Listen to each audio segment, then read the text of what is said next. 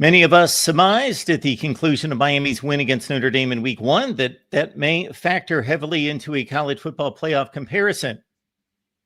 Apparently not. Welcome into the Voice of College Football. Appreciate you stopping by for the best in discussion, debate, and analysis. We're talking Canes. We're talking SMU. We're talking Notre Dame. We're talking college football playoff rankings. And don't forget about Syracuse coming up on Saturday and a debt to be repaid there. Cam Underwood, of course, from the State of the U, stopping by, and he is the guy that makes it all go here on Wednesday nights. Cam, how you doing? I started to say stopping by, and then I thought, well, that's not really representative of what you do here. Every you're not just stopping by; you make the show go. So always good to have you. And again, we don't have you here. You almost, in a sense, have me here. To kind of set you up. And we've done this basically 451 times. So again, Cam, thanks for being here and making this go. Yeah, man, no problem. Good to be here, back with everybody. And as I have said before many a time, in storm and sunshine, doesn't matter. I'm going to be here. So we are here again. And we're going to get started by throwing the L up. Not only for the loss, but also Leroy, the Black Ninja Turtle, in with the first super sticker of the day, saying that it was he is so sad, it was a horrible game. I agree. Talking to TRX, throwing that up, saying, oh, he got pipped at the line. Leroy got him today. And then following that up with a super sticker. And then the very, very famous quote from one Edward Reed. I'm hurt, dog. Don't ask me if I'm all right. Hell no. King said, dominate. We ain't doing it. Put my heart in this shit, man. Come on, dog. Yeah. So, one of these times, one of these years, one of these teams is not going to mess about and give away games that they should win. It's going to I don't know when. I thought the team was built in a way to do that this year, in a more balanced way, more balanced and talented from top to bottom roster, because I think the talent is better on defense this year than it was last year. But they just continue to find ways to snatch defeat from the hands of victory, whether it be throw the ball to the other team 4 times in a game that you lost by 3 at home to Louisville. That was a winnable game, and not even for anything else. And the SMU game was a winnable game. And I just want to address something, because I've seen this pushback, this critique of my commentary on social media. People have said that not placing culpability on the referees is idiotic and just moronic to a level that's crazy. It is not that I am absolving refereeing of any impact on games. Refereeing has impact on games. It has had impact on Miami games. All of them, right? Including some terrible calls at SMU, some terrible calls in the Louisville game, some terrible calls in the Florida State game. That is immutably true. My viewpoint, the prism through which I approach analysis, has always been, and Mark, we've done this almost 500 goddamn times, so you've heard me say this. It is about Miami doing what Miami needs to do. It is looking in the mirror and evaluating our performance against the standard. And maybe that's the musician in me, because when we performed and when we competed in music, it was not my choir against your choir. It was our group versus the rubric, the standard for performance, because choir is not a contact sport.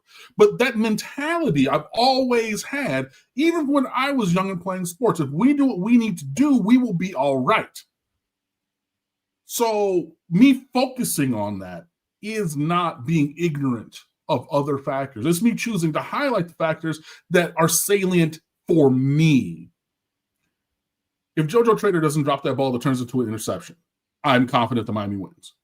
If Elijah Lofton catches the touchdown that he had in his hands before halftime, that had Mario Cristobal pissed off and screaming at the sideline reporter, he would have pounded on the podium had he had one, talking about, you got to catch the goddamn ball. We win the game. You know what I mean? If Marty Brown hits the hole on a couple of plays that was there to be hit and he didn't, we win the game.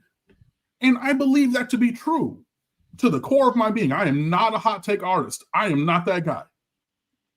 But because we have different viewpoints on things does not mean I'm stupid, does not mean that you're stupid.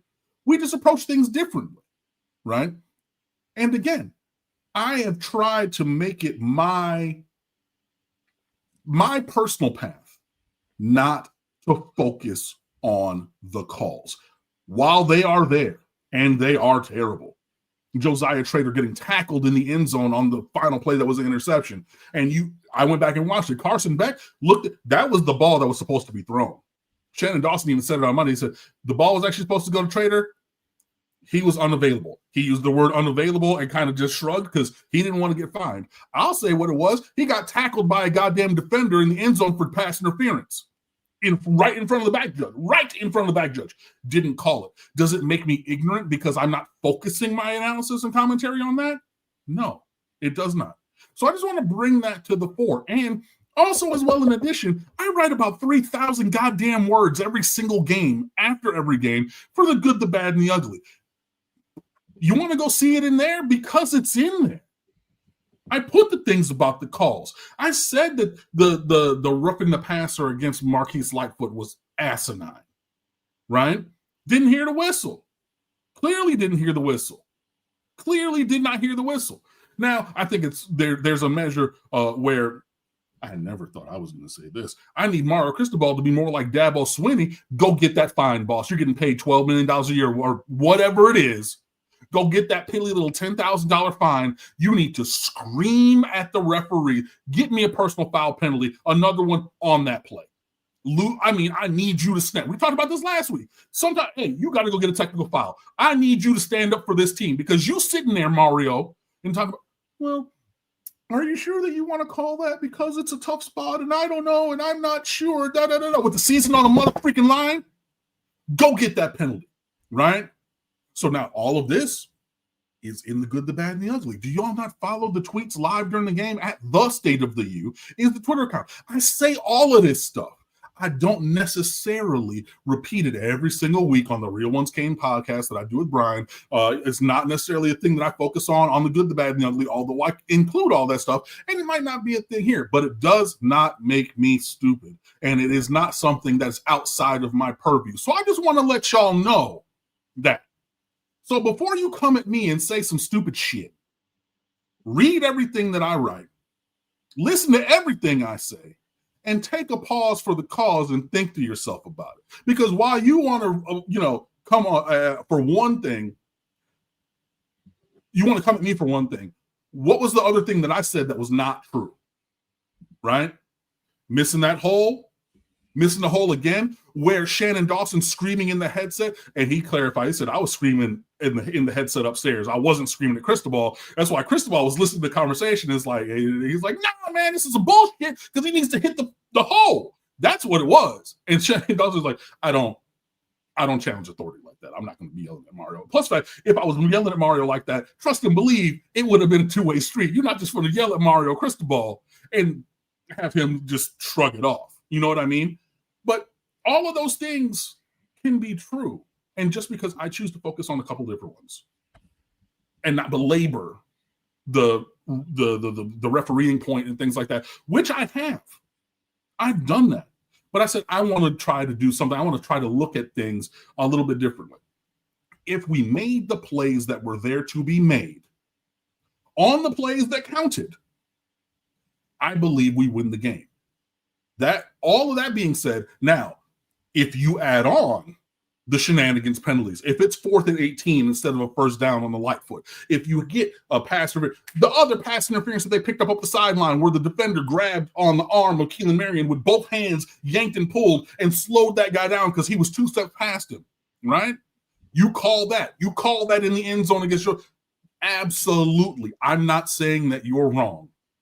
My initial point is always, what could we have done better? The University of Miami, what performance could we have done,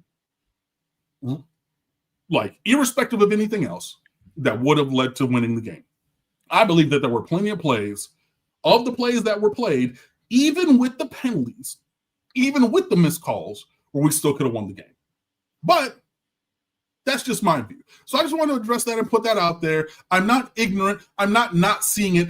I probably as I live tweet for the people who some can see the game and some can't, because my coverage that I have has ESPN, and the coverage that you might, if you're on YouTube TV, might don't have it, so you might not have seen the game. Look, I call the things out as I see them, guys. I'm not ignorant to the facts. I just choose to focus somewhere different. So that's my diatribe. That's my soliloquy. Agree with it or don't, that's perfectly fine. Hey, I even had somebody, when I retweeted the link on Twitter for this here show, it was like, or I forget, it was like, there's like a question in the tweet, like, oh, does it matter with the rankings or whatever? It goes, no, it doesn't, but you podcasters want to hear your own voices. Cool. I do this show. We've done this show for 13 years every Wednesday night. Don't listen. You know what I mean? And like, I'm not trying to alienate myself from a fan base or anything like that. Please like and subscribe and all those things. I just wanted to give you a peek behind the curtain of how I approach these things. And hopefully that gives clarity for people, and also admits that I include the conversation about the refereeing and in the good, the bad, and the ugly in the live tweets anyway, even if I don't hammer it every single week. But yeah, I need Mario to get a fine about these penalties. Especially the precedent is from Dabo, it's only $10,000. Go off. All right. Good start to the show right there. Whew. A lot of good things to go at right there. I will summarize everything that you had to say in relation to how I have had to field that kind of criticism through the years with one statement. I have probably received this statement in the comments on various shows, the different videos and so forth, probably 100 times. I've been watching you for X number of years, and I really enjoy the show, but you lost all credibility today, and I'm never going to watch you again. How could I possibly have said something that egregious that if I build up all this credibility that you were this offended or thought this, maybe I said the most asinine and most ignorant thing imaginable one time. I still don't believe that, but maybe I did. And that completely negated 10 years of credibility. Seriously? Well, look, I will say in my personal media consumption practices, I hit that point with someone who's very famous and is very, very famous. That you enjoyed? That I previously enjoyed. I read everything. I listened to the podcasts. I bought the books. And it came to a point where there was one thing said at one time, and literally since then, cold turkey done. Okay. So okay. but that was a me. You do understand my point. Oh, absolutely. Generally. Absolutely. Okay.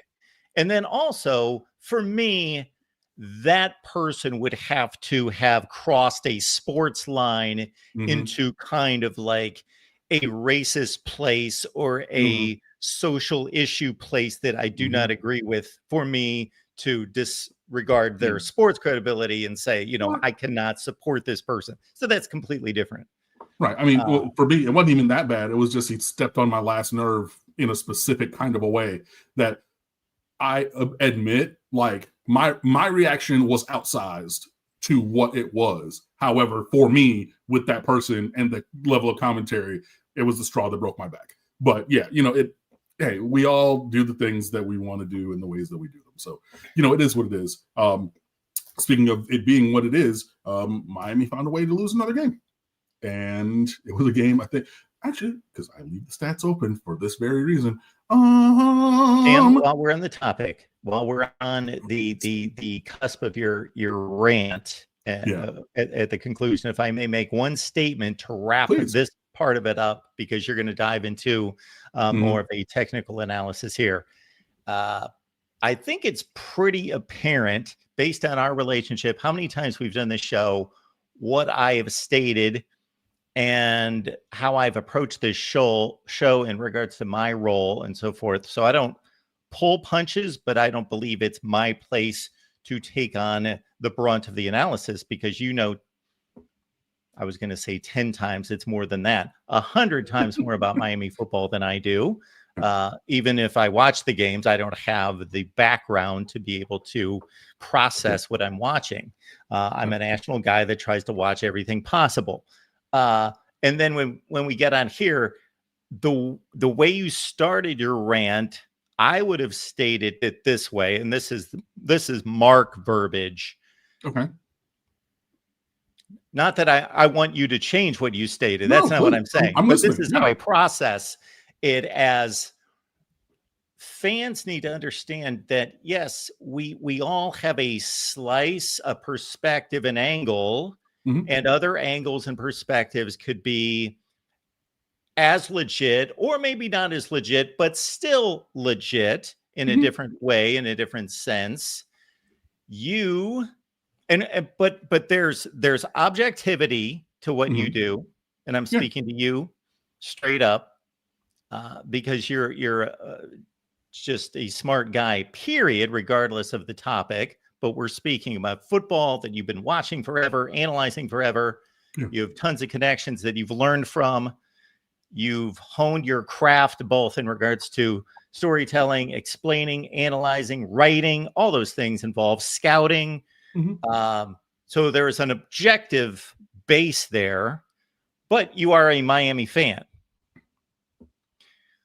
What would be interesting to me, and it's impossible to answer because you do love to rail on the ACC, and you love to, well, you just proved right there, you don't rail on the refs, you don't focus on it, but you have in the past about the officiating being decidedly against Miami normally, or more so than it's not, which I am guessing, pick the team, pick the set of podcasters. It's just a fan's nature to think that and to recognize the officiating calls that are against their team than the ones that favor their team. That's just human nature to do that. Correct? Yeah. I don't know. I didn't watch this particular game because of the reason you just cited. I just started watching the replay. This really annoyed me. I'm out for a walk Saturday morning, and I guess I was disconnected from social media, which I really wasn't. But anyway, it first came to my attention like 11:45. I'm not going to be able to watch ACC and SEC games today. And I posted a rant where I just railed on Disney and ESPN and YouTube TV, because basically they know when they sign a contract, when that contract's going to end, and who in the world that signs up for that has knowledge of when the contract's going to end. It's just to me, it's underhanded. It's really unethical to put people over the barrel that don't even know that it's coming, that's signed up for that particular sport or that particular topic. Anyway, so I didn't watch the game. I watched the first quarter just now, but I barely got into the second quarter. So it's not like I have any thoughts on the particular calls that you're talking about. But it's funny from my side of the cage to listen to and then wonder, because even the games that I watch start to finish, I don't watch them with the eye that you do. I'm like watching another game at the same time and doing that business. So in terms of the analysis of the officiating being anti-Miami versus, I'm sure somebody somewhere would point out pro-Miami calls.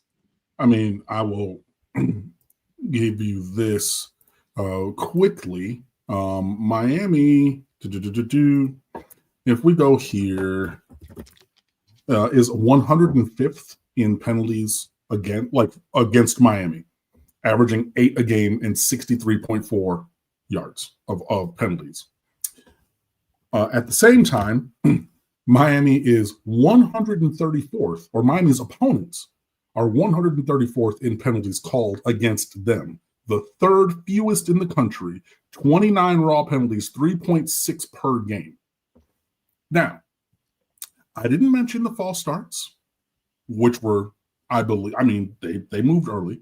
There were 2 terrible holding calls on Francis Mauigoa because the defender tried a spin move and went ass over tea kettle, and their helmet is dragging them down. And Cece was just like, okay, like, I'll help you to the ground.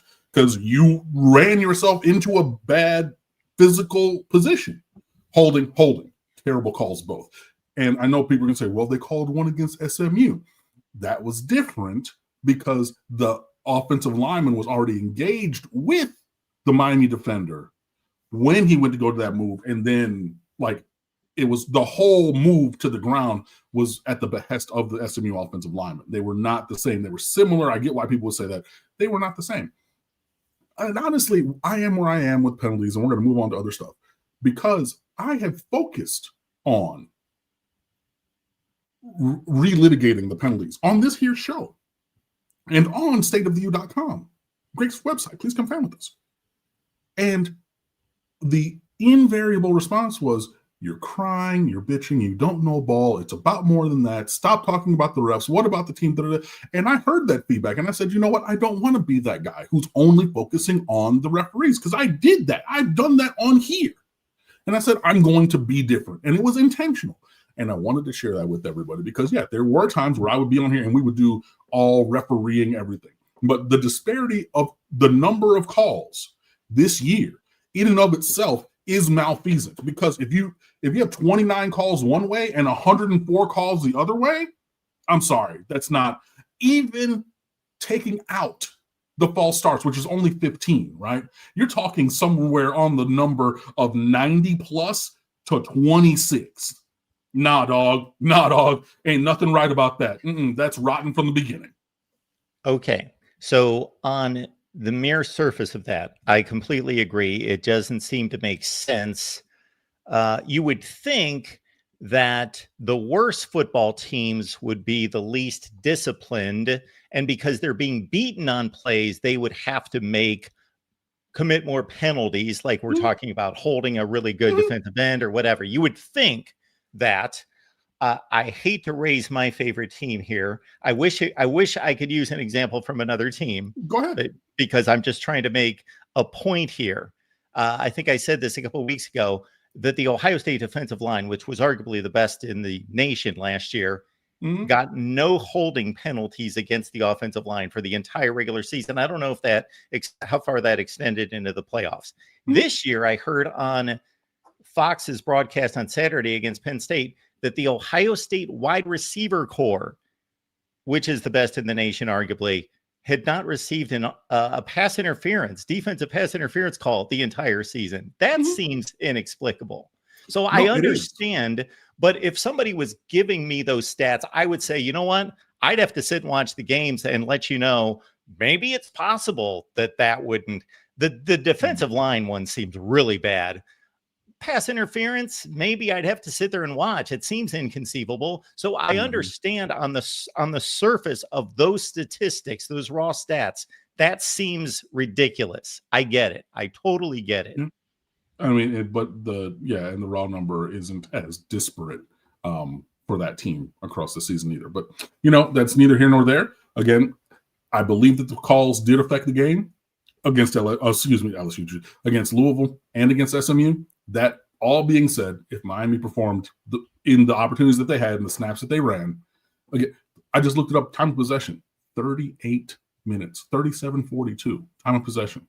And there's no correlation for Miami with time of possession and points on the board. Untimely penalties, killing drives. Some of them are warranted because, again, all these false starts and all these offsides I'm not litigating those. I'm not saying that you didn't jump early. You did jump early. And it happened at a disopportune time, but it's getting to a point where the calls in the big calls in the moments that matter, Mario needs to lose his mind. There was a sack fumble on the first play of the second half. You haven't gotten there in your rewatch. The arm went forward with Jennings because the blitzer hit his arm. It wasn't going forward, and then he hit the arm, and that's what made it go forward. Miami has the ball inside the 10. Go one play into the second half. Bang, we're about to go score a touchdown. Hey, we got to waved it off. I didn't even mention that. We're 25 minutes in this episode. I don't think I mentioned that anywhere else. It's a terrible call. It's a terrible. That's a fireable offense for officials. I don't care if they're part-time or not. You missed that? No. And it was called a fumble on the field. So you not only missed that, You then went and said incontrovertibly it's the opposite. I'm moving on. Leroy, we need to chill with the fire Mario talk. He ain't getting fired. His seat got air conditioning in it. It's cooler than a polar bear's toenails. People need to chill on Carson. Carson needs to stop throwing the ball to the other team. And I get that the first interception was not his fault. And honestly, it should have been a free play on the last play, even if SMU did run a bracket coverage, because they figured, oh, it's in the low red zone. What are they going to do? They're going to run a whip route to Malachi Tony. So we're going to have somebody set it, the nickel set at edge. We're going to have the safety, or no. Yeah, we're going to have the safety over top. We're going to have the nickel plant his feet and then be in trail position, which is where he was to go make that play. Carson Beck is third nationally. Third in completion percentage. It just so happens to be dinks and dunks. And like, I was actually just drafting up something. I don't even know what I want to write or how to write it again. Dog, this is the least explosive offense in America. It is this slow, plodding 1943 Michigan Wolverines, 2 yards in a cloud of dust. And we're going to go for it on fourth down sometimes because it's 4th and 1. Like, you have to have explosive plays in the world of college football, and Miami simply does not have any. We had one game with explosive plays. Want to guess what game that was? Florida State, bombs over Baghdad, because Florida State couldn't cover our receivers. Past that, I mean, we're the highest rating of any explosiveness stat for Miami's offense is 88th out of 134. That's the ceiling of explosiveness. And it gets worse into the 100s, 110s, 120s, and 130s, depending on the explosiveness stat that you want. And I got plenty of them because I have the advanced stat gallery in front of me. This team is plodding. And when it can be, Shannon Dawson, good old-fashioned efficiency. Good old boring efficiency, just but when you can do that, cool. But when you have more plays per drive, you know what that gives? More opportunities for penalties. And when you have all these false starts, those kill drives. When you have these holding, phantom or not, and I think more of the holding have been phantom than anything, these are drive killers because 5 yards changes everything when you're going backwards. You know what I mean? But like this team, there's no explosiveness. There is no Miami speed. There is no threat of anything other than Malachi Tony, because Malachi Tony is going to be a freshman All-American, but like there is no explosiveness on this offense. None. Yeah, I was just going to say, when anecdotally you see Malachi Tony operate in the open field, a quick twitch, leaving guys in the dust, and you see CJ Daniels go up and get footballs like nobody's business, like he started to against Notre Dame and has carried that through the season. That guy can play with just about anybody when he's at his best. You would think that it's there. Right, but he hasn't even had CJ Daniels, that is, explosive plays, really. He's had some highlight plays, but like explosive plays, 20 yards or more, you haven't had a lot of those. You've had contested catches for 14. I need that. Keelan Marion on all the dig routes in the world, converting 3rd and 12 for 14 yards, 3rd and 11 for 15 yards. I love that. That's not explosive play. It's not, The first touchdown was, right? The JoJo Trader. The JoJo Trader was 38. Yeah, they ran mirrored switch routes on both sides. And honestly, talking about being asked why JoJo Trader only got one more target after the drop ball into an interception, Shannon Dawson was like, look, the ball finds you sometimes and the ball doesn't other times. They ran mirrored switch routes, and Joshua Moore was the one who was at the one and switched inside to the 2 on the left-hand side of the field. And he's like, the ball, honestly, early, if Carson cuts that ball or like out now, that ball probably goes to Joshua Moore instead of JoJo Trader. But he held it for a beat. The safety went towards Moore's side because he was more wide open, and then that's what opened up Trader on that side. But yeah, it's been there's no explosiveness on this offense. None, zero. It's crazy. And and you got to have it. You can't have these you're not going to be able, especially we're proving you cannot get out of your own way enough to withstand these procedural penalties, killing drives time and time again. And yet it's the completion percentage is great, but it's all dinks and dunks really for Carson Beck. He has made some really great throws on 3rd down, like those conversions to Keelan Marion and things like that. But I mean, there's been misses at other times, and then when you try to force the ball, then it turns into a turnover, and it's just like the run game last week. I sat here and I charted the plays, like inside run calls versus outside run calls. It was something on the order of like 18 inside to 14 outside to 20 inside and 12 outside, because I might have miscategorized outside zone as inside zone a couple of times. So there's a little bit of wiggle room there, but it wasn't as 27-3 kind of disparity on inside runs. But the thing about it is, when you are in the open field, right, in open play between the 20s, and you're running power, where you go, you pull a backside guard into the front side gap, bang, and then you run up the field, that was eating.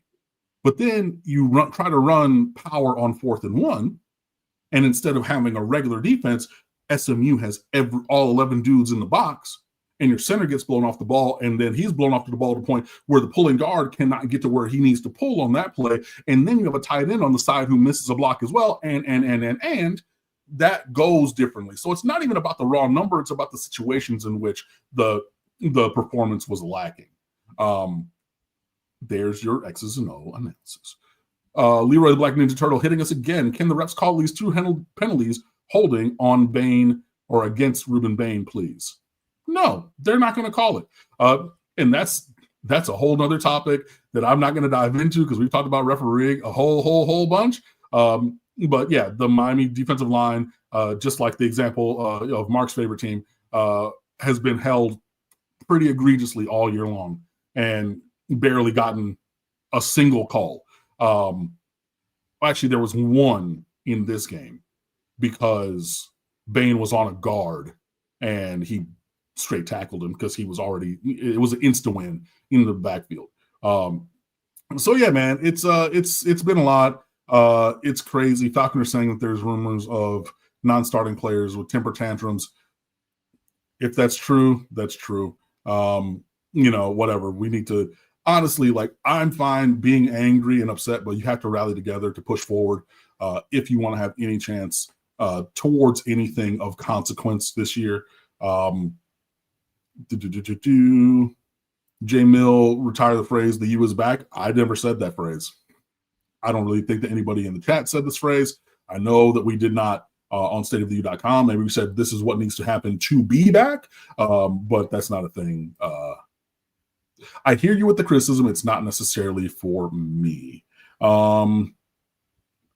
James Scott. So who's going to be the quarterback in the Tony the Tiger Sun Bowl when Beck chooses to opt out? One of the young guys, probably Emory, and get some experience for Luke Nickel, if that's where it goes. Yeah, I'm totally out on pretty much everything this season. Like, I saw Shahan Jeharaja of CBS Sports.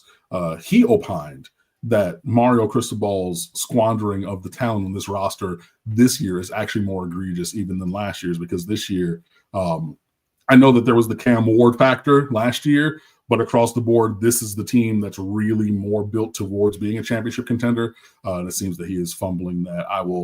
Do I have this article still open? Give me 1 second. I do. So I will put this into the chat right now so you guys can read this. This is a really great piece. CBS Sports, not a sponsor, could be. But that goes into the chat. Hopefully, if that goes through for you guys. Casey says this one hurts. Really thought this was different. I did too. I predicted 11-1, and they decided to not live up to the standard. So yeah, this is really where the rubber meets the road, and we will see the measure of the people in this program moving forward. There needs to be, the good things need to continue, and there are good things on this team, but the areas of deficiency need to be covered, and especially the penalties. It's unacceptable. And again, I'm not even talking about the questionable calls. I'm talking about the offsides, where you have David Blay with at least 1, if not 2 every game. We have the false starts, Samson Okunlola and/or Matt McCoy and/or Markel Bell. Well, pretty much all of them, all the offensive linemen have rotated through with false starts or snap infractions from Tommy Brockermeyer. And it pings around all 5 offensive linemen. It's unacceptable. Those are things that no referee is making up. You moved. Don't. And for a disciplinarian kind of a coach, and we've heard this for 3 months and 4 years of this is going to be a disciplined team and we're going to get it fixed and this is da-da-da-da-da-da. It is worse now with pre-snap penalties than it was in year 1 when we went 5-7. Go look the numbers up because I did. It's unacceptable. So, either you're going to fight your way off of the corner or you're going to get knocked out for the season. Figure it out. Do whatever you want to do. But, I'm going to stop talking and bring in our guest.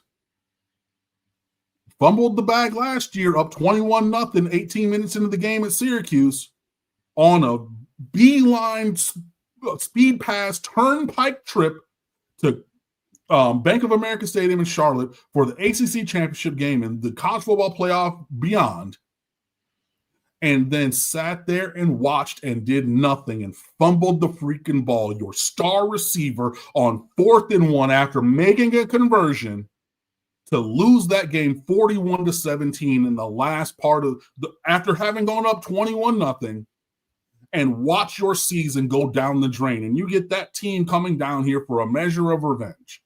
Do you have pride about yourself? University of Miami Hurricanes, do you get your pound or pounds or the entire body of flesh for that shenanigan result last year?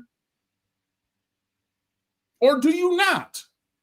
And you give up because you're facing tough times of your own making. I'm going to be here with the microphone. Y'all got to go make tackles and plays. Make it happen. Well, that was simply a tremendous segue to our guest who writes for Noon's Magician on SB Nation. I did do the work, so I'm going to cut in with Carson Beck's top 8 passing plays against SMU of 36, 25, 21, 18, 18, 16, 16, and 14 yards for what it's worth. Yeah. But when you add those on top of the rest of the season, so away, big plays, 1, 2, 3, only 3 of them count as explosive plays. 21, yes. 25, and 36. Like, it's bleary and bleak. But anyways, I digress. Kevin Wall from Noon's Magician, the SB Nation website with the longest name ever. The official name of this website, if you guys do not know, is Troy Noons is an absolute magician before the former Syracuse Orange quarterback. Kevin Wall, welcome to the show. Thanks for having me, guys. How are you tonight? Absolutely. Good to see you here. I will give you as much as I know about Syracuse football this year, because if Syracuse is not winning, I am not watching. So I apologize there. Of course, last season's team, Fran Brown, gained a lot of respect across the nation for winning 10 games. I would liken that team to the Sam Hartman Wake Forest teams, where basically it was a very mediocre team otherwise, and it was all riding on 45 or 50 throws from the quarterback, Kyle McCord in this case, and like 3 really good receivers. And if they were hot, they won. And if they were having an off day, they generally didn't win. And obviously most of those guys are gone. And now Syracuse struggling. Of course, they had a quarterback situation with Ricky Collins and Steve Angeli to start the season. Angeli, I believe, won the job, got injured. Collins, a former Purdue commit, LSU commit, now with Syracuse. And I believe he's been injured as well. Correct? Where do we stand on Syracuse football at this point? So Steve Angeli won the job. Yep. Syracuse was 3-1. Beat Clemson on the road, but Angeli tore his Achilles that game, and that was it. That was all downhill from there. And Collins had 4.5 games, unsuccessful outside of the Clemson. He did come in the second half and kind of held on that game, but lost 4 in a row and was benched last week. And Syracuse started a walk-on who is on a lacrosse scholarship at quarterback. So, yeah, that's the state of Syracuse football right now. I think that kind of sums it up. Totally random. Yeah. I was a huge Syracuse lacrosse fan in the Powell brothers eras, because that would be right at the end of, my high school year going into Labor Day weekend or Memorial Day weekend. And I would see those. So I would see, what was it? Casey and Mike was the last one. Yeah. There was another. Ryan. Yeah, there Ryan we go. was the middle. Yep. But yeah, I would always see, it was just like, I'd be at home and like doing nothing. Like, oh, Syracuse lacrosse randomly. So yeah. Okay. So yeah, we have maybe a walk-on lacrosse player at quarterback. Yep. I was Collins again. Or Collins again. I know that there was another actual football recruit freshman, a true freshman who had played. Is he in the conversation at all or no? So Luke Carney is a quarterback from Texas, but he's got one more game left to play and to maintain his red shirt. And so the plan this week is apparently to maintain the red shirt. So people tend to think that he might play the final game, which is a home game against Boston College, which gives him a couple more weeks to prepare, maybe get a couple of offensive linemen back, and also gives him a home game against a team that's really weak rather than playing at Miami or at Notre Dame. But Fran Brown kind of keeps things guarded. So Filardi starting last week was a last-minute announcement, kind of day of the game. And it went awful. He completed one pass in the first half.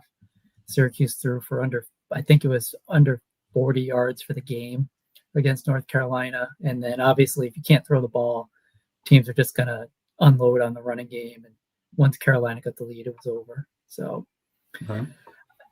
so no one really knows. I think Collins might get the shot back, but I don't think Carney's an option this week. So then what is your preference personally between Collins or Filardi this week? I think you go back to Collins. He didn't win, but he looked better against Georgia Tech. And better by a measure. Like Filardi just looked overmatched last week. The offensive line's got a couple injuries. Last week, Syracuse moved a guard to center because the top two centers were out. Then one of the guards, TJ Ferguson, a Florida State transfer, went out. So the starting center went back in at center, but he was limited. And obviously against Miami's defensive line, I don't know that you want to throw a walk-on freshman out there against that group with a banged up offensive line. I think Collins has more game experience. He can move a little bit better outside the pocket. He probably gives you the best chance of surviving in this game and, making some plays. Okay.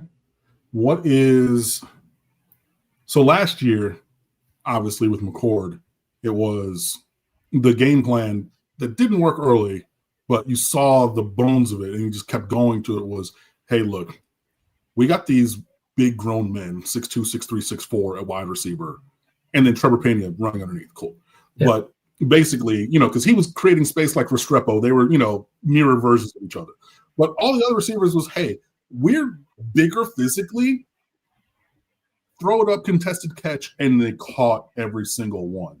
Is that something you're going to try to run back against this secondary, or is there like a different mentality of attack that you think that the passing game, maybe with Ricky Collins, will try to employ versus Miami?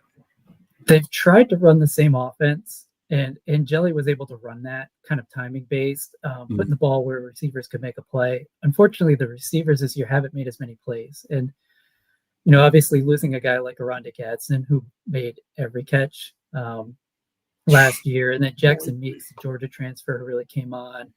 Right now, the leading receiver is Jonte Cook, who's a Texas transfer, a little bit more in the Pena mode in terms of a speed guy. And then on the outside, Justice Ross Simmons is probably that one guy, the big body guy that can make the tough catches against tight coverage. But he's been kind of banged up and limited with injury. And so it's been a struggle. It's been a struggle for everyone. That there's frustration on the team because Collins and the receivers haven't been on the same page. Same thing with last week with Filardi.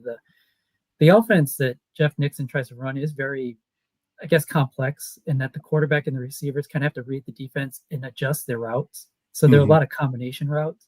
And last year you had veteran guys and a veteran in McCord. And so they were kind of on the same page. Since Angeli went out, there's been some issues. The ball's not going in the same spot. The receiver and the quarterback aren't reading the same things. Like last week, Cook was on a wheel route on a third down, and he kept going down the sideline. But Filardi wanted him threw the ball to the sticks because he saw the safety coming over the top. And so it's just things like that have really kind of compounded. And then the protection issues. Like last week, North Carolina was blitzing the young quarterback. And then at halftime, they realized that they were getting pressure with 4. So they were simulating blitz, and they were taking away the short, quick pass. And then they were just swarming Filardi with a 4-man rush. And so they're dropping 7 and there's nothing open. And so I would imagine Miami watched that tape, and Miami's got a better defensive line than North Carolina. And so if Syracuse wants to keep going 4 and 5 wide, 4 or 5 guys going out in routes on 3rd and long, like they're going to do the same thing. They're just going to come to the line, make it look like they're going to blitz, back off and cut off those slant routes. Probably the biggest threat would be Dan Villari, the tight end for Syracuse, in the middle, but North Carolina had him bracketed and sometimes triple covered because he's really good at getting open.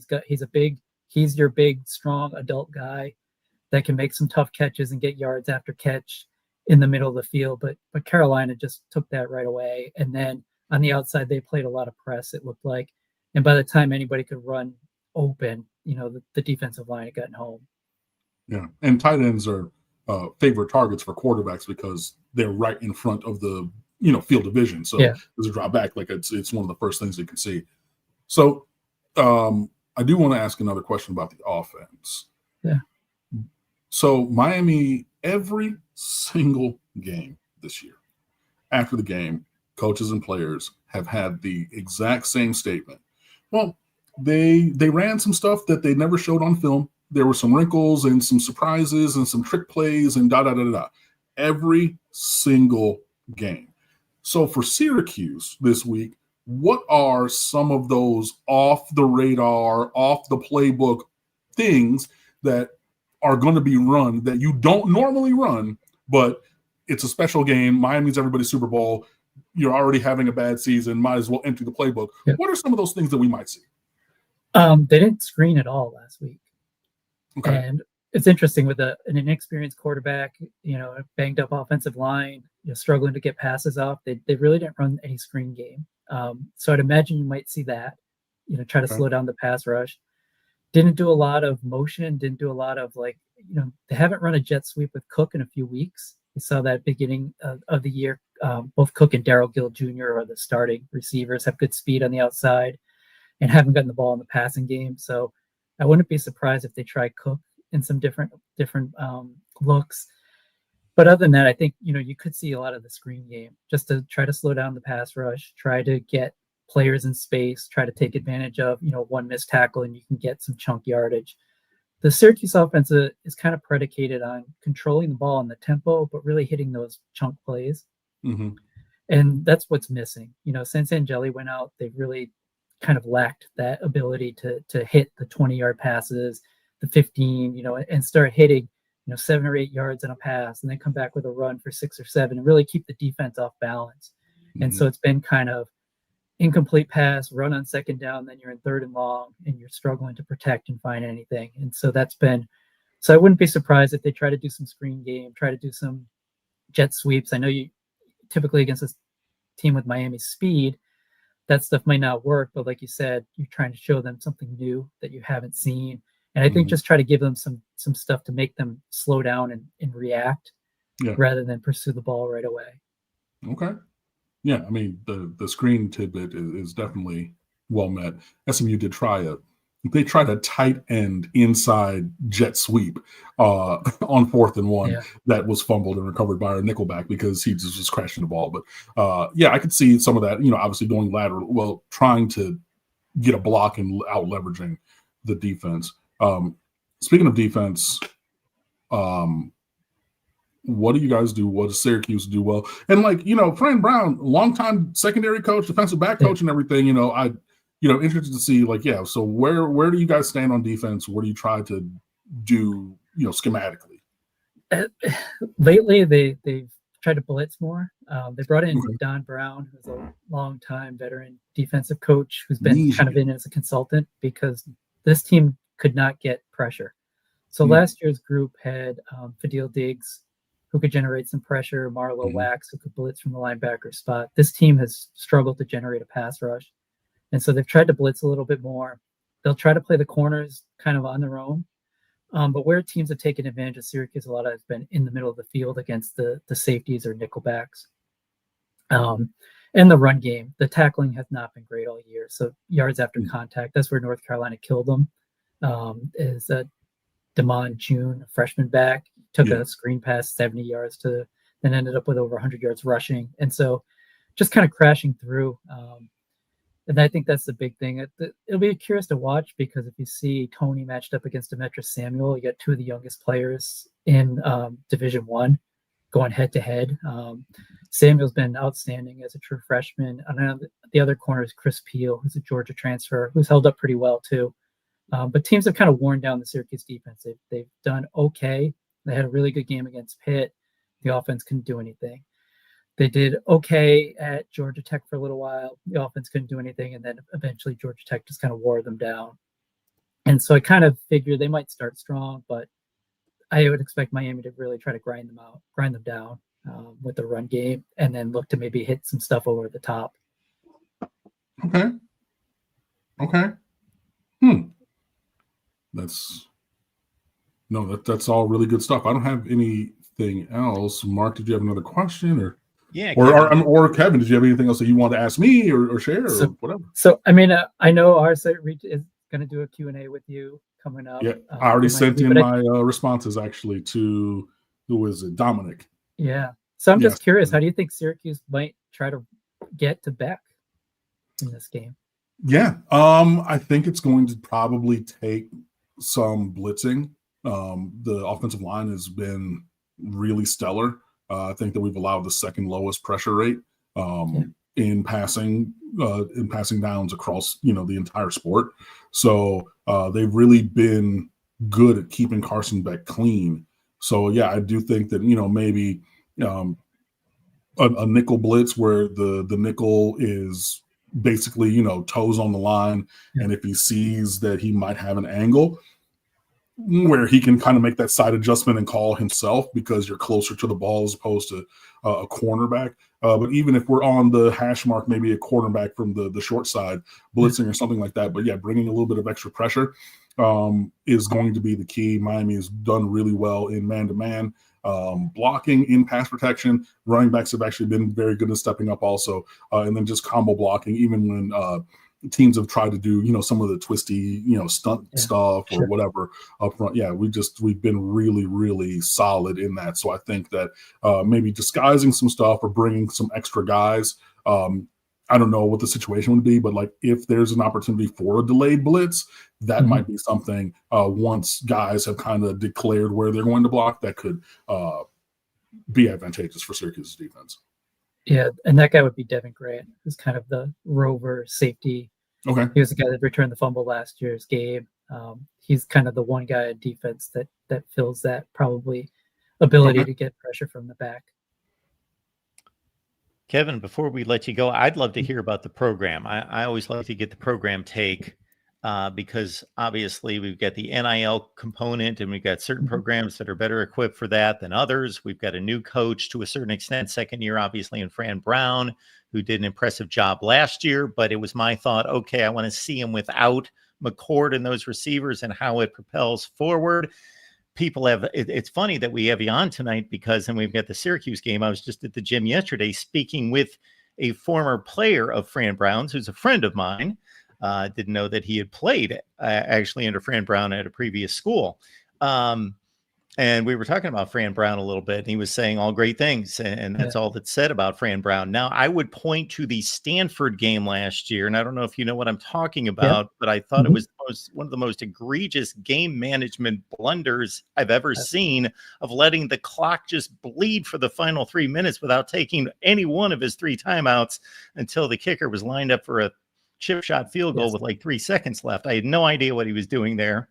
But anyway, that's not all there is to coaching. Obviously, a lot of people think good things of him. But just in regards to Syracuse, obviously, if we had a Clemson or Florida State guess on, they would say, we're going for the gold and we go for championships, and that's what we do. But, in terms of Syracuse, what are the goals? What do they realistically believe they can achieve on a regular basis? And what are they set up to do? So I think realistically, Syracuse should be hanging in the top 25, should be a team that, like last year, depending on the ACC schedule and what goes on, that could be in striking range of making a conference, championship game or pushing for an expanded CFP spot. I think Fran recognized he lost a lot of talent last year, and so was kind of looking at this as sort of a rebuild. The schedule did not do him any favors, playing Tennessee, in Atlanta, playing at Miami, at Clemson, at Notre Dame, at SMU, at Georgia Tech.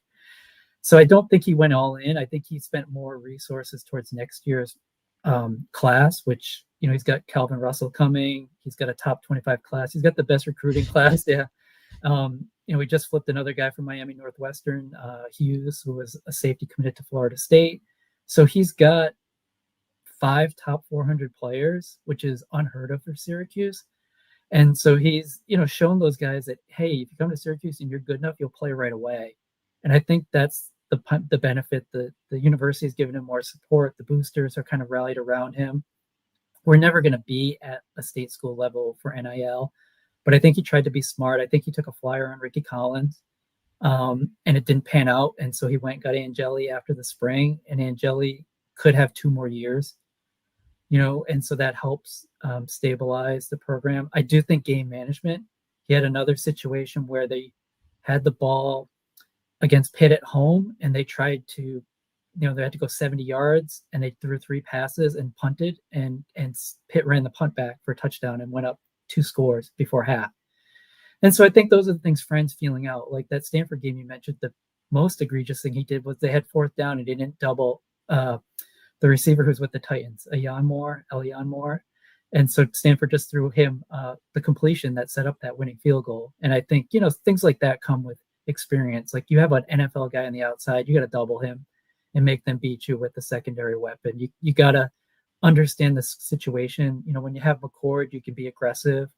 When you have Ricky Collins struggling at quarterback, like you just got to run the clock out and get into halftime and regroup. So those things I think you can learn or come with time. I don't think you can get someone who can recruit at the level he has and really kind of change the trajectory of the program. It's hard because a lot of Syracuse fans look at the era of the Donovan McNabb, where Syracuse was a 9 or 10 win team, and don't understand the changing landscape of college football and think like you can snap your fingers and get back there. And, the Northeast isn't a great recruiting ground, and you've got a lot more parity, and it's a lot tougher. So I think, Fran will tell you he wants to win national championships, and that's what makes him special. But I think for fans, if we can be in that 8 or 9 win range and be competitive, I think people at Syracuse can expect, or accept losses. But it's when you get beat by 30 by, North Carolina, or you're not competitive against SMU or Georgia Tech, that it's a lot tougher. But I think it takes patience. He came into a situation that, frankly, the university wasn't ready for NIL in football and in basketball. And so they were slow to adjust, and we seem to be getting the benefits. And, if they can really hit on the player development, I think that's the aspect that, it's a little bit tougher to see, because you can't always go get a proven quarterback every year in the portal, especially if you're not going to spend that top dollar. So you've got to find some guys under the radar and develop them.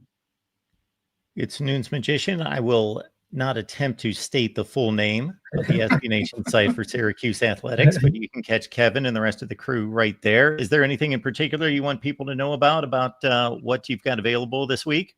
Well, we focused a lot on basketball as the page is kind of turned in the fan group. But, we try to cover a lot of different things with Syracuse and try to have some fun with it as well. So, try to get a good community, and we're excited about Fran Brown and excited about Cayenne Anthony, and maybe we'll find another Powell for lacrosse in 10, 15 years. So hey, Casey got to have kids by this point, man. They got to, come on. That was back when I was in high school, and it wasn't any time recently. So I think he's got a daughter that plays, but not at Syracuse. Oh, so got it. But all right, Kevin, appreciate you being here. All right, thanks. Have a good night. You too. Man. Take care. All right, good stuff. Obviously, if Miami shows up in any such way, this is not a game. They're a 29-point favorite. Yeah, they could sleepwalk to a 2-score win, most likely. I mean, this should be a Stanford game, but maybe with a first half that's actually competent and bought in. Like the disparity of talent, and the performance of that talent is vast. So yeah, don't do stupid stuff. I think that we can do some good things there. Gonna go a little overtime for you guys. So hey, first of all, we have I think the most people that we have online. So like, subscribe, do all those things. Drop a heart right now. Thank you, appreciate that. Because I know that we have some super chats and some other things in here that we need to get to. So Falconer TRX, Miami needs to focus on the turf. Yeah, the great Bermuda grass. You already know. Edward saying that Miami needs to focus on winning the conference, then the Natty championships or championships of different levels, and I do agree. Smitty says 37 minutes time of possession and 20 points need to be circled and put on every board in each position room. That is ridiculous. It is ridiculous. Tyson Tracy saying Jordan Lyle is killing every offensive drive he takes. He's not been good this year. And I thought that maybe by getting a touchdown against Stanford, for basically, it's a basketball player, you get a layup or a free throw, see something go through the bucket, like get one, just something positive you can build off of. I thought maybe that was that. Maybe not. But with Mark Fletcher out, he's going to be in a larger role this week as Jordan Lyle. So, I mean, there's nothing but space and opportunity. So please go and make that happen. Devin Ray says we have to stop the quick screens on first and second down for short yardage. You say that till one pops. And the now screens, the quick wide receiver outside screens. Shannon Dawson continues to tell you, and that, well, us and everybody, you might as well call those run plays. It's extensions of the run game to get the ball on the perimeter, which is a thing that we've all been asking for. So, yeah. Smitty also saying, Mario holding calls are so damn bad. You are correct, sir. Falconer TRX. NCAA, and especially the ACC, does not want Miami to be back. Miami changed college football, full stop. We are about to lose college football. I do not understand the end part of that statement. Okay. Tyson Tracy, Jacoby Thomas, and Basaint letting the wide receiver go free into the end zone is inexcusable. It was Moture on that. Yeah, it was on the touchdown one play after the JoJo Trader drop interception thing. Yeah, they got crossed up and they dialed up a slot fade that actually just was kryptonite to the coverage that we called. And then it's like, okay, I saw you could analyze that play defensively two different ways. It could have been cover two, right? Which means the corner is playing man until he's not, and he played the curl route, and the safety, Jacoby Thomas, takes the deep half, so he gets outside of the hash mark. But he took one step towards the middle, and his eyes were in the backfield. So I saw some people saying that was cover three, and the corner was supposed to get depth, but he has a wide receiver right in front of him. So that's your responsibility. And I think, to my eye, Jacoby Thomas was trying to play a little bit of hero ball. Like, I think I saw something on film and I'm going to go jump that route, as opposed to not doing his duty. I know that there's, another couple places that, X's and O's analysis of plays happens. So I'm not sure. But, yeah, that was Rhett Lashley dialing one up. He was cooking with that one for sure. Cam, I do believe that you can end this stream, meaning I can move on to the Florida State show and you can wrap it up. Absolutely. Correct? I don't believe mine. Yes. Oh, yeah. I didn't know that they were going. Cam. So we're good. Mark, they're all over the place. Yeah, they'll be fine. Bums up there anyway. Go Clemson. In that game only. Tell them I say what's up. See you, Cam. See you, everyone, next week. Cool. Charles Johnson, the offense has no identity. It does. It's just plodding and pedantic, man. It's just one step at a time. There's no explosivity. It's really, really, really bad. Mario wants the offense like this. Yes, he does. We are running the version of offense that he wants. I know people are like, oh, why don't we go more, Baylor spread, air raid, 60, 70% pass, wide receivers basically touching each sideline from an alignment standpoint, because Mario Cristobal don't want that. And we're going to have a power run game on a Mario Cristobal coached team, period, point blank.com in the story. So that is what it is. Demetrius Adams, what's going on? We doing all right. Appreciate it. I know Mark just left the other to the Florida State show. Gabby and David said Miami got cheap in the portal and didn't want to spend for big time speed. I mean, facts with Singleton and Branch. Those guys specifically, though. But, like, you have speed on the roster. Like, there's plenty of speed on this roster. But it's something that we've talked about on State of the U. I know Justin DeTavio, who has a background in sports and sports movement science, has talked about guys come here and they get slow. Ray Joseph was one of the fastest players in America. He was an All-American in Miami Edison Senior High School because of his speed and explosiveness, and his elusiveness as well. Where's that? You know, I know Malachi Tony is very good and he's fast. He's not the fastest in the world, but I mean, you got that. But there's plenty of speed on this roster, but it never shows up. But then if you're like, okay, well, we can only have speed on this roster if we pay for Eric Singleton or a Zachariah Branch only. That's the exclusive way that we get speed on this roster. That's really concerning because I've seen these guys play high school football. I've watched the film. I do that. And to see them just get here and be quick, but not like fast is a challenge. And I know that everybody's not going to be fast, but like, yeah, it's crazy. Holy shnikes. Everybody, the return is here. George from Alachua County. Of course, Miami loses a couple games, and he deigns to show his face here in the chat for the first time in forever. George, I'm glad that you are alive and doing well because, you know, hey, there was question about that. Florida still sucks. We whooped your ass again, and we will continue to do so when you ever decide that you want to stop being punks and actually play us. But welcome back to the chat. Offensive line got no push the entire game. Dirty Kang thing, go back and look. It was situational. But I get what you're saying. In the moments that mattered, when we said we're going to pack it in tight and be big, brute, strong men, and then SMU was like, cool, we're going to put 11 in the box. Let's try to see you do that with your 6 guys against our 11. It didn't work. But there was actually plenty of movement, especially when we ran power. When Mark Fletcher was getting downhill, we were moving furniture up front for a good part of that game. Damn sure were. Dirty Kane thing says he counted like 15 no calls against Bain. Absolutely. Or Omar says Miami won't win national title with Mario. You might be right. My goodness, I'm way behind the chat. I do apologize, but obviously I was giving my opinion, and then we brought in a guest. 12 penalties for 96 yards. Absolutely. That is what the count was. Paulo, the penalties have been an issue regardless of coach, whether it's Rick, Coker, Shannon, Manny, or Cristobal. Refs to blame too, but still, you are correct. And that is why I mentioned it, especially for Cristobal, who wants to be known as a disciplinarian, and that stuff is not going to stand. But hey, guys, he guaranteed us that the operational procedural penalties are going to be better starting this week.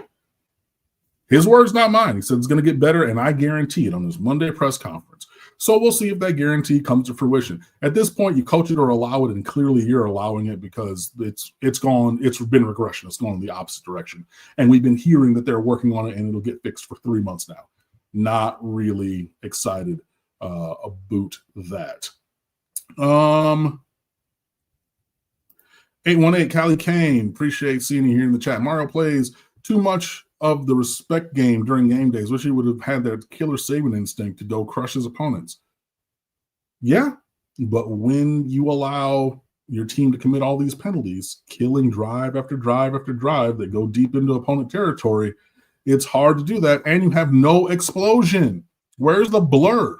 Again, you had 3 explosive plays last week. You had 4 against Florida State. Outside of that, I think that we've only had – actually, I have CFBstats.com open right now. Give me 1 second. Long scrimmage plays. Miami of Florida. We have 31 20-plus yard plays this year. That is tied for 101st with Florida, Kennesaw State, Maryland, Northwestern, South Alabama, and ironically, Ohio State. I thought they were more, but they had short fields because of their defense. But yeah, 101 out of 136 is not great. If we extend that out to 30-plus yard plays, let me go find Miami again. That is 14 of those, which is tied for 88th with a plethora of teams. Let's go to 40-yard plays. Find Miami again. That is 99th with 6. Tied for 99th with a bunch of teams that don't have good offenses, and so on and so forth. There's just been no explosiveness to this offense. And so, yeah, every little penalty issue is magnified. Dirty Kane thing, Miami 52, Syracuse 21. I will be livid if Syracuse scores 21 against us. Livid. I'm not going to entertain Georgia's shenanigans on score prediction because, honestly, I don't care what you have to say.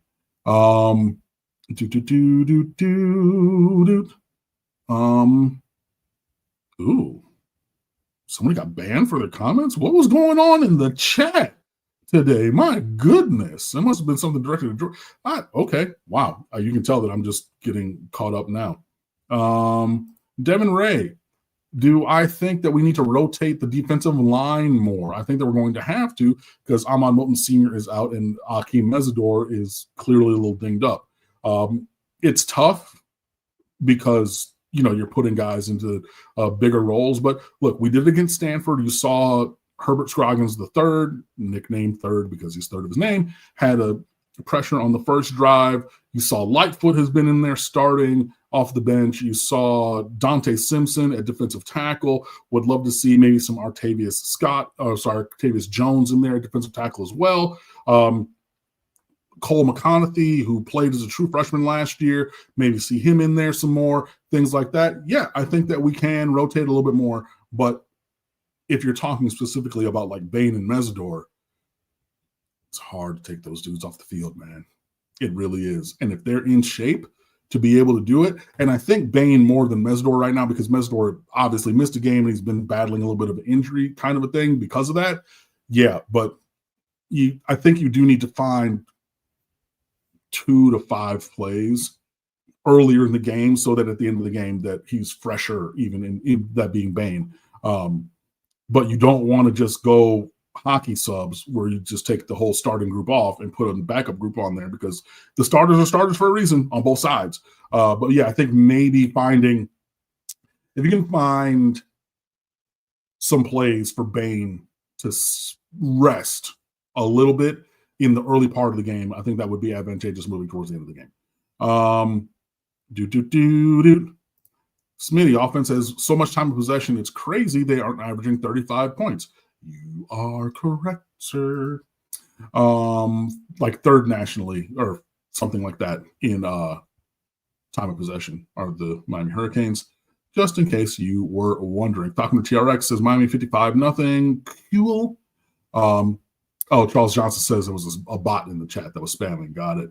Do you think Vito Manueli, first time I've seen your name in here, appreciate the question. Do you think Mario controls Dawson's play calling? He doesn't control it, but he sets the parameters under which Dawson calls plays, right? So I know that he's not. Actually, let me make sure. Miami Hurricanes football coaching staff. Let me just make sure of something really quickly. Alex Mirabal is titled the assistant head coach and offensive line coach. He does not have the title of run game coordinator, but I believe he has the function on staff of run game coordinator, which is why when we've been talking about the run schemes earlier in the season, like running duo and things like that, Shannon Dawson, his Monday presser, would say, well, I talked to Mirabal and and he kind of lets me know what he would like to call because I believe he has the function of run game coordinator. So Mirabal and Cristobal are clearly, best of friends. That's my man, 50 grand, you know what I mean? So he's not controlling. He's not on the stick saying, call this, but he did set the structure, the paradigm of the offense of like, this is how I want to play football, right? I want to be a power run game team. We spent all this money and time developing offensive linemen because I was an offensive lineman and an offensive line coach. My best friend is one of the best offensive line coaches around. So we're going to lean on that in the run game. That's foundational to how we're going to play offense. And I need you to know that. So I need you to marry this really pro-style power run game with spread, air raid, passing concepts, even if we're not going full spread by alignment all of the time. Notice how many times we go trips tight, which is the X receiver on the left usually. I mean, sometimes you flip it, but he's 5 yards detached from the left tackle, so pretty close on a field that's 53 and 3rd yards wide. And then a tight end at the wing, and then the slot and the Z receiver in a triangle kind of a thing, right there attached on the right side of the line with a quarterback and then running back either in pistol or shotgun. We go trips tight all the time. We try to find space. We try to go tight to space a lot. But also, we just go tight to tight because we're bigger and stronger and man ball, and we're going to blow you off the ball. We're going to move furniture. That's the world that Mario Cristobal has created, in which Shannon Dawson is going to call and operate an offense. So, you got to do what your boss says, right? Think about Office Space. If you have a boss that says, I want my TPS reports done this way, you're going to do the TPS reports that way and not a different way, because if you do them a different way, you're going to be on LinkedIn or on Indeed looking for a new job. So, yeah, Shannon Dawson does operate in the world of offense that Mario Cristobal wants. And through that, there is impact and influence on play calling. I do not believe, however, that it is Mario Cristobal going down the sideline, Shannon, call this play. You know what I mean? So a measure of it, because he's, how you do anything is how you do everything. So says Mario, right? So, and we know that he's categorical in his interview process and in his program framework process. So it's been very, very clear, even before Shannon got, when he interviewed for this job, this is how we want to run offense. Can you do that? Yes or no? Shannon said absolutely. And so he operates in that world, if that makes sense. I'm going to hit a couple more of these, and then I'm going to get up out of here. Glenn Mess, first time seeing you in here, and thank you for your question. You think Mario takes the gloves off this week? In terms of snapping on referees, hopefully you don't need to against a horrible, terrible, no good, very bad Syracuse team. In terms of some play calls and things, hopefully you don't need to against a horrible, terrible, no good, very bad Syracuse team. But, we will see. Smitty, fire the current running backs coach and promote Duke, please, and thank you. At least I know his name carries weight in South Florida. Matt Merritt has actually done a very good job at running backs coach, I believe. I think that do not let perfect be the enemy of good guys. I'm not saying he's perfect, but I think he's done a pretty good job. And I'm willing to let him continue in that role unless we get like a Jawan Sider or something, who's a decent position coach at running back and tight end, but is a monster recruiter, especially down here because he's from the muck. And he's been recruiting down here for 20 years, and his name, Jawan Sider, goes after a kid down here. Even when he's working at other schools, it's a problem. So if you got him at the University of Miami, it would definitely be a problem. Since somebody like that, I really honestly, I think you're going to look back and see that Matt Merritt's done a really good job in terms of recruiting, and it's not been perfect. It's not been perfect. It's not been perfect. It's not been perfect. So don't get me out here saying that, because I didn't say that. But you beat everybody in America for Gerard Pringle. You flipped Lyle and Fletcher from O State. You got Trevante Citizen some years ago. I know it was before Merritt, but you got Trevante Citizen from Louisiana off of LSU when everybody in America wanted him. Chris Johnson Jr., everybody wanted. Then you go get Damian Martinez, transfer in, and Marty Brown, the Jerry Rice Award winner. You could do worse at running backs coach. So I just disagree with you on that. Uncle Derek says Jim Thorpe Award for Keontae Scott. I would take that. And David Portnoy says Cristobal would lose 2 games with 2001 Miami. And that, my friends, is a great place to leave today's show. Thank you for staying over with me a little bit longer. Syracuse it's Miami minus 28.5, over under 49.5, 3:30 p.m. Eastern time on ESPN. Let me remind you again of a couple of things. One, this is the penultimate home game, as in next to last. It is homecoming at the U. So if you're going out for any of those festivities, please enjoy. I know that this season has taken a very bad turn recently. I'm as angry as the rest of you guys. But I don't want to hear it in February and March about missing Miami Hurricanes football if you're missing this, elect to miss this opportunity to go support this team. There are still things to play for, even if we don't get to them. But please come out and support this team. We're always here. I'm here every Wednesday night. You know, whether it's a win or whether it's a loss, this is what we do. And we support this team, and I hope that you do the same, and you do it from Hard Rock Stadium. So there is that. Lastly, I will say stateoftheu.com is the website. Where can I get rid of? Oh, I can't get rid of the banner. What? Where is it? Hide career banner. There it is. But stateoftheu.com is the website. Please come on over and fan with us. Have a great crew over there of contributors. We've written a lot of great stuff, commentary analysis of the highest order. And we'll be back here next week on Wednesday as we move towards Senior Day next week against the North Carolina State Wolfpack. So, yeah, I'll see all you guys then. Again, thanks for staying over a little bit. I've closed the chat. I'm not looking at anything else. I am going to get out of here. Please enjoy the rest of your Wednesday. I'll see you guys at Hard Rock Stadium on Saturday. Take it easy.